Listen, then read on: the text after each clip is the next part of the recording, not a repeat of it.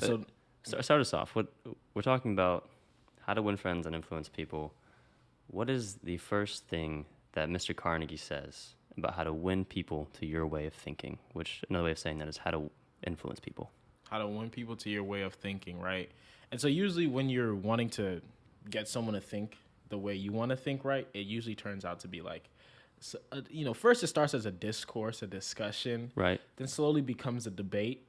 The next thing you know becomes an argument, right? And so the best way to win that argument is to avoid it. You don't ever. Can you say it louder for the people in the back? For the people in the back, look, if you're trying to win an argument with someone, avoid the argument. That's it. That's all you need to know. There's no such thing as winning in an argument because there's only two results that's going to happen. One, the person that's lost the argument, right? After you guys have gone back and forth and logically laid out y'all's arguments and everything. The person that lost, they're gonna feel salty. They're gonna take out with the L. And guess what? The person that won lost. There's no winning in any of this. The person that loses. So how did the person that won lost? You didn't get the other person to start thinking the way you want them to think. That's really the biggest problem with arguing with someone, especially if you're trying to convince them to think a certain way or do a certain thing, because all they're going to come out and think once they're done with that argument is, well, I don't like them. Like they're so annoying. Yeah. Like they just were screaming the whole time. Like they're going to resent you than actually want to listen to what you have to think. Yeah, no, that's so true. I mean, anytime I've ever had an argument, and if I ever won, it was mostly like to the expense of the other person's pride, or to the expense of their psyche or intelligence, or somehow I insulted them, right? And that makes them feel bad. Like it makes them feel like they don't want to associate themselves with me anymore. And if I lost, then it's like the same thing happened. Or I was insulted, and now I don't want to associate with them. And so whatever I wanted from them or they wanted from me is just no longer possible, because no one wants to work with each other when you argue, right? But how to give me an example of how you get out of an argument, or like how to avoid arguments, I guess, or why does this work? I feel like number one is you have to have really good emotional intelligence. First off, emotional control, right? Because I'm a person the example I'm going to bring up is on the basketball court. I'm a pretty emotional person. He is. I'm very competitive. Get very competitive. I want to win. I want to win. So one, whenever an argument is about to arise, whoever has the most self-control most of the time will just be like, hey, look, they'll recognize the argument's about to happen and stop it and be like, either, make a nice little joke to either kill it, right? Or they'll say like, hey, look, let's calm down, let's bring it back, right? And then an example I actually had, because ever since I've been reading this book, I've been, consciously actually trying to apply these. And so there was I was playing basketball one time, and then I went and scored, and then the dude that was guarding me, he says, oh no, you use I can't remember what he said. It was you hook a lot.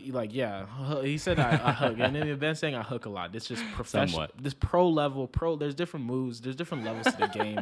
And apparently, I'm not in those levels. Yeah.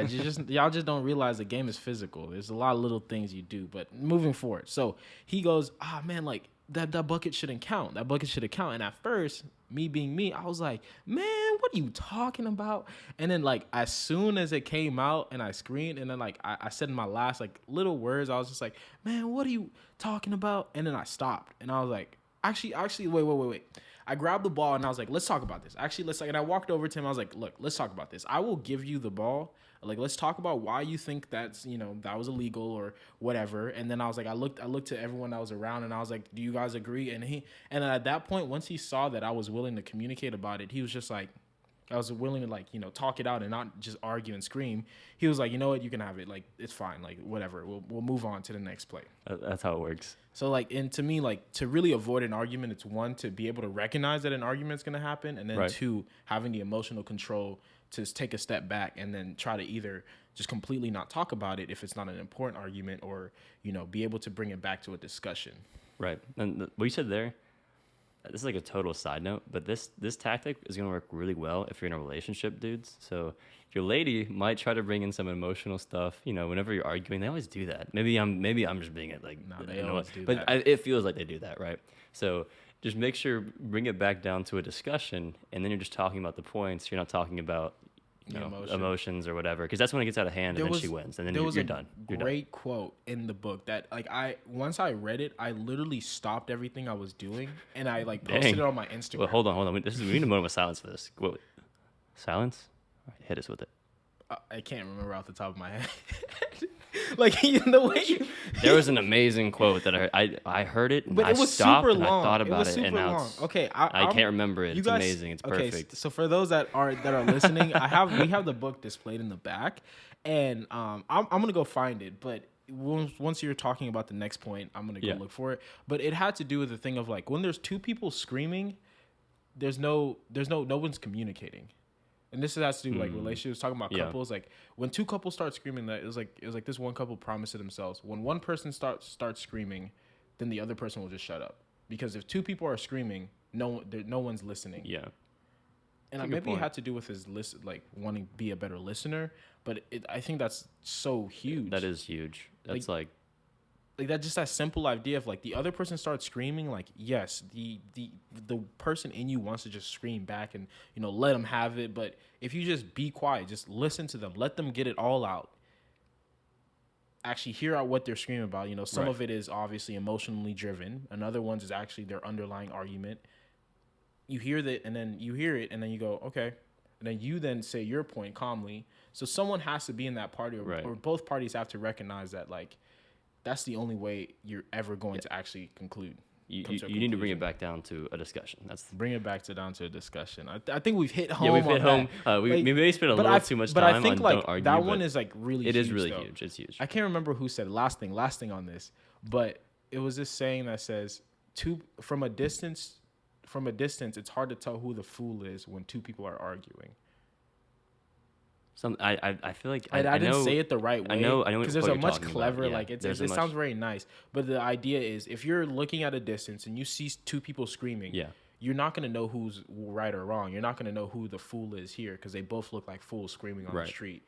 So just remember that. Keeping it going, because we have a lot to cover.